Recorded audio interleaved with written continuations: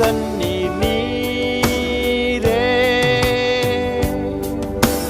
தாகம் தீர்க்கும் ஊற்றே, ஆலோசனை கர்த்தரே, என்னை ஆளுகை செய்யும்.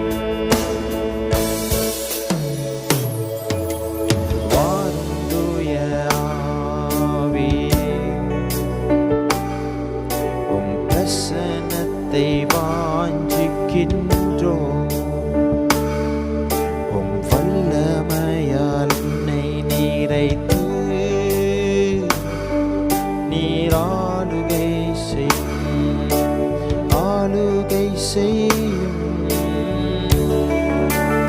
பரிசுத்த ஆவியானவர் நம்மிடத்தில் வரும்போது நாம் பலன் அடைந்து என்று வசனம் சொல்லுகிறது. பிரியமானவர்களே, உன்னத பலன் வேண்டும் என்றால் அவருடைய ஆளுகைக்குள்ளாக போவோமா?